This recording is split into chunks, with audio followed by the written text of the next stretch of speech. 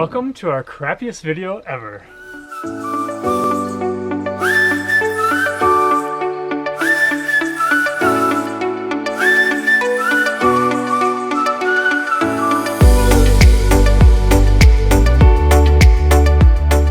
One of the questions we get asked most often is, where do you go to the bathroom while living in your camper van? Well, we go right here. That's right, I am sitting on top of our Nature's Head composting toilet, which lives right inside this box. And in this video, we are gonna go over our honest opinion about this toilet. We're gonna share the pros and the cons, some tips for installing and using it, and we're gonna share some alternative toilet options in case you feel like this one just isn't the toilet for you. So in short, we are hopefully going to answer all of your questions, TMI and all.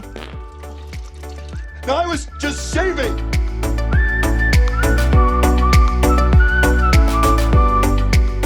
Before we get started and jump into the Nature's Head, I do want to point out that you don't necessarily need a toilet in your camper van. In our first camper van build, we had no toilet at all, and we survived while living in there for 3 months.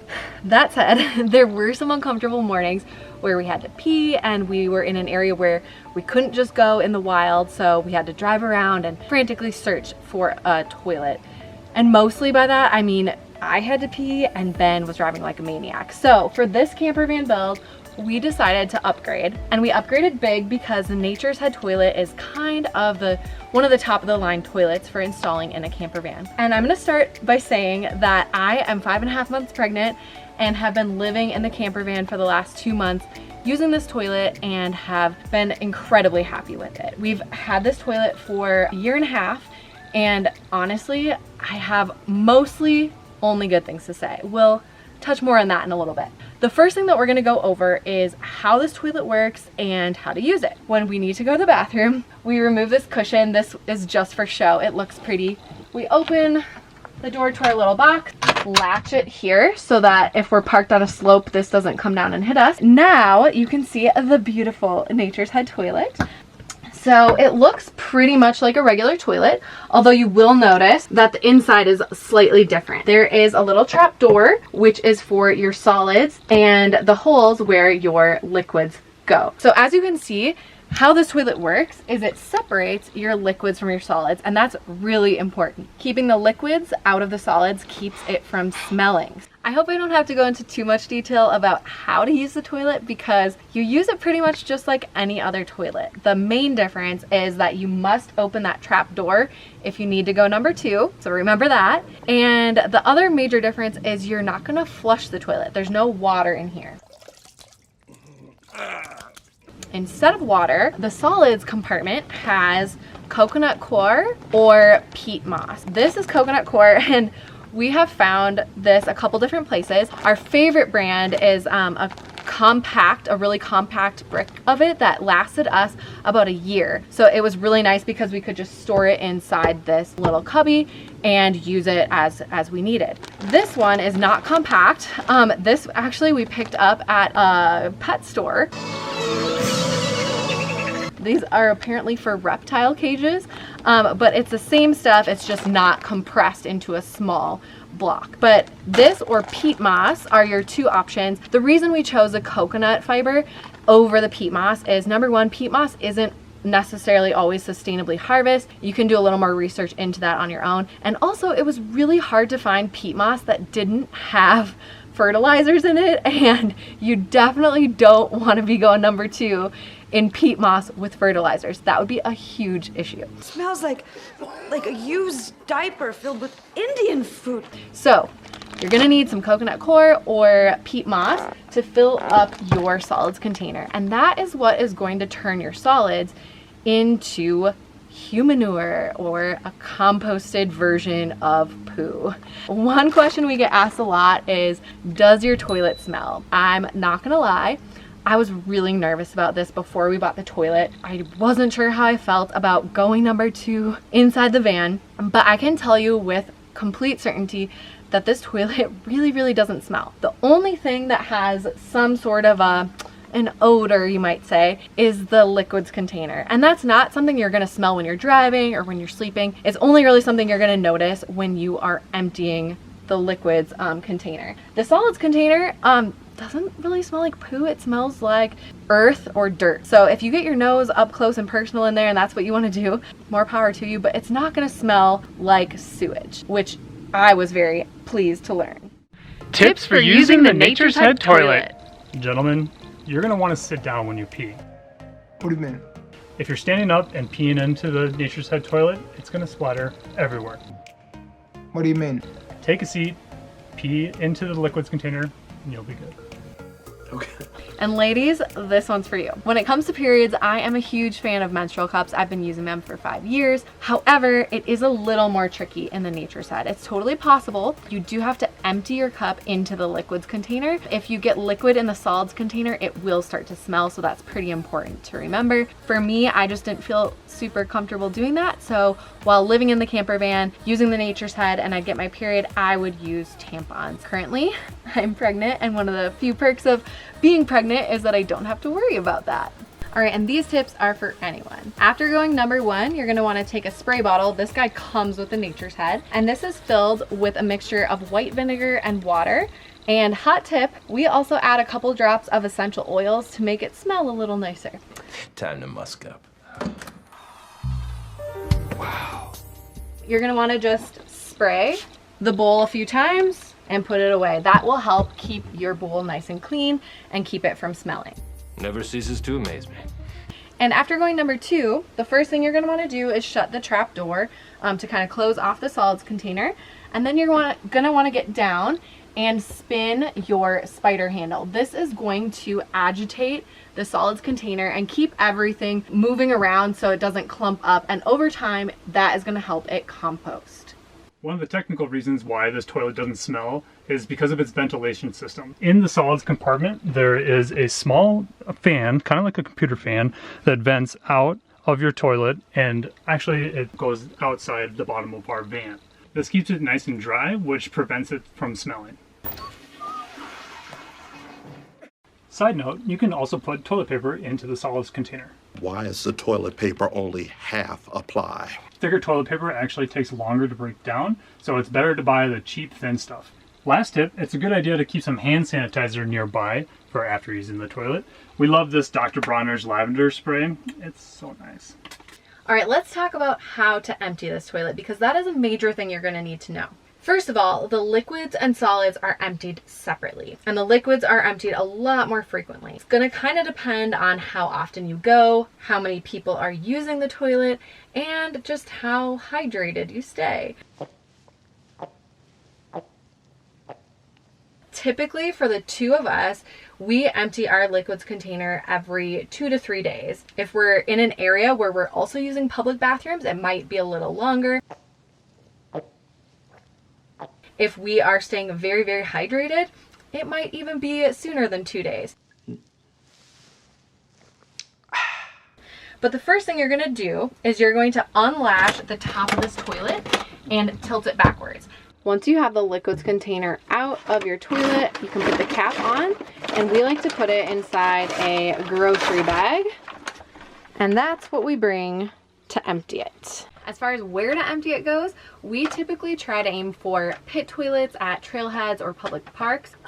It's not really any different going pee in the toilet or dumping pee in the toilet. So that's typically what we do. You can also use a dump station at a campground, but typically that's going to require that you're staying at the campground, and sometimes it does come with a fee. All right, now for the really fun part, emptying the solids container, yay. Nature's Head says that you can use the solids for about 60 to 80 uses. So again, that's gonna really depend on how often you're using it and how many people are using it. For the 2 of us, that typically lasts us about 1 month to a month and a half of full-time use. The best way to do it is to take a 13-gallon garbage bag. First, you'll need to remove the top of the toilet, but you can put that 13-gallon garbage bag over the solids compartment, and you can actually just lift it up and flip it over, and all of those, you might need to give it a good shake, but all of the solids will go into that garbage bag. We personally like using compostable garbage bags just to be a little more eco-friendly. You're probably wondering where you put that waste. The best place to put that human manure would be if you had a yard. You can make compost out of your solids compartment, and it can be used on non-edible plants. You know, we know a lot of people that do that, and it's actually a really good practice. After a lot of digging and researching on the subject, what we found is that it is perfectly fine to put your waste into a public garbage. It's really no different than baby diapers, adult diapers, or dog waste going into the garbage. The one thing that you do want to make sure you do is properly tie it up and have it nice and tidy in a garbage bag, maybe even double bagging it just to be sure that it's not going to spill or leak. Another option is you can once again empty your solids into your garbage bag and bring it to a pit toilet where you will then very carefully empty the solids into the pit. You're not going to put the bag in there, just the solid waste, and then you'll dispose of your garbage bag at the end.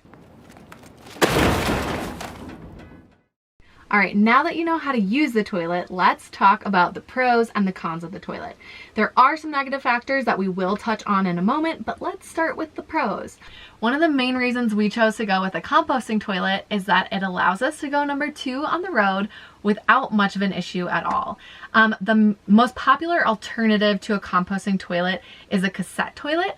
And while they're very affordable and good for a lot of reasons, they're not really good options for going number 2.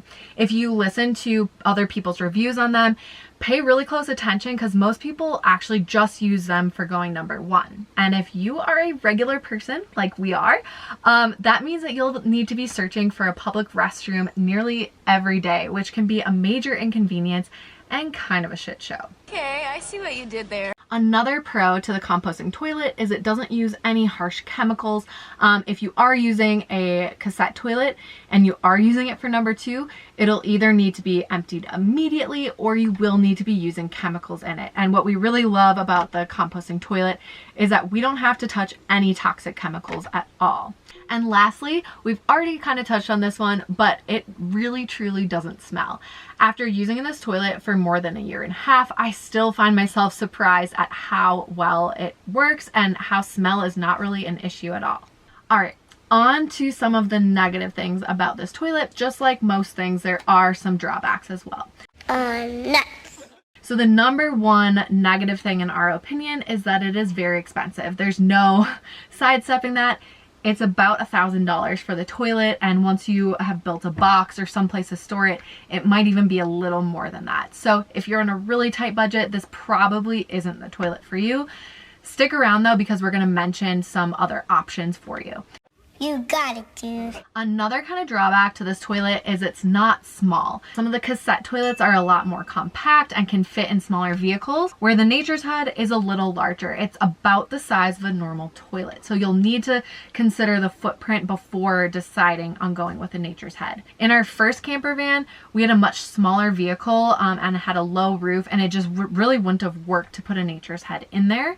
However, you don't need a ton of space. We are currently in the short version of the ProMaster, and it fits just fine in here, but that is something to think about. And the last kind of negative thing in our opinion about the Nature's Head is it does require a permanent installation. So a cassette toilet is typically something that's portable. You can move it around or store it in different places in your van and bring it out when you need it. Whereas the Nature's Head actually has to be installed to the floor of your van. You have to drill a hole through the floor of your van as well for ventilation. And we'll go into a little bit of the installation process in a second, but it does require a little bit of work up front. It didn't take us a ton of time in total, and it wasn't one of the hardest projects or anything like that, but it is just worth noting that it does require a little more work than a cassette toilet. If you choose to go with a Nature's Head toilet, you're likely going to want a separate space for your toilet, so it's not just in the middle of your van.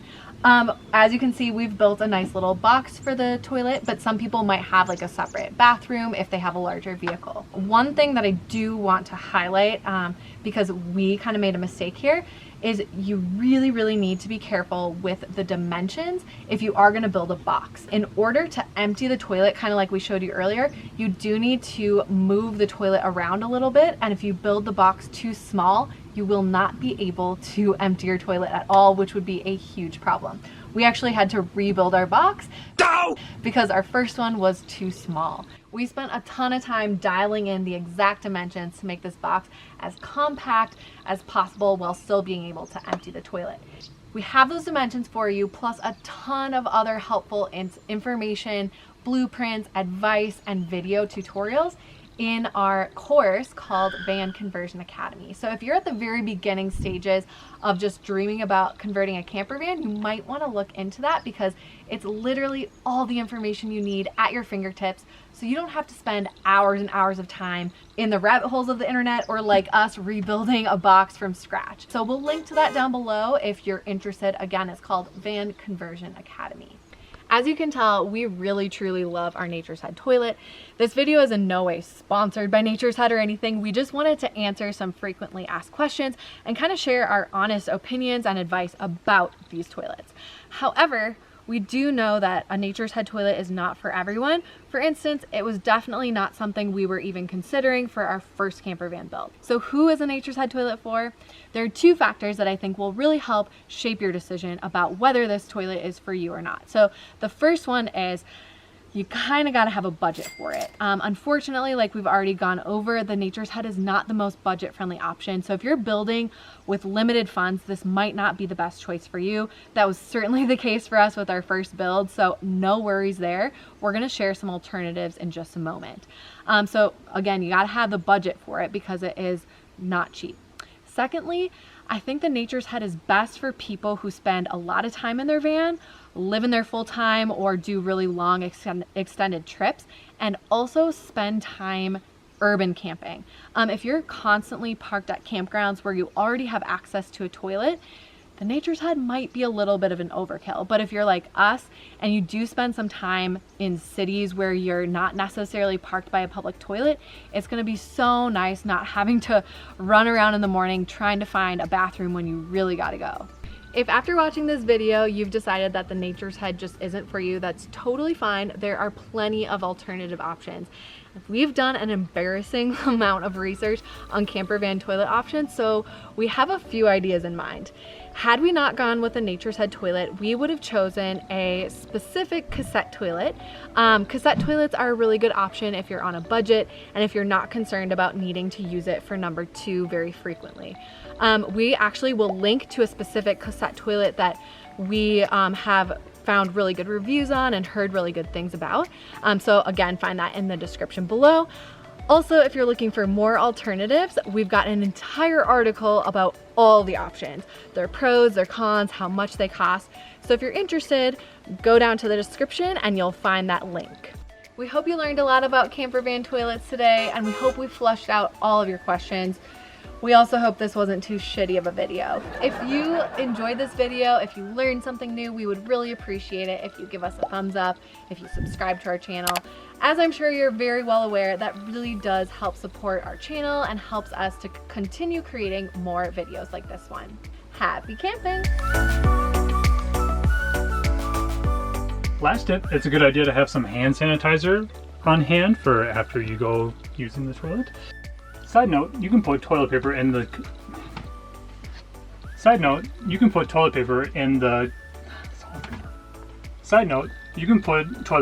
solid compartment. Still pretty surprised at how well it handles the odor. odor. It handles odor.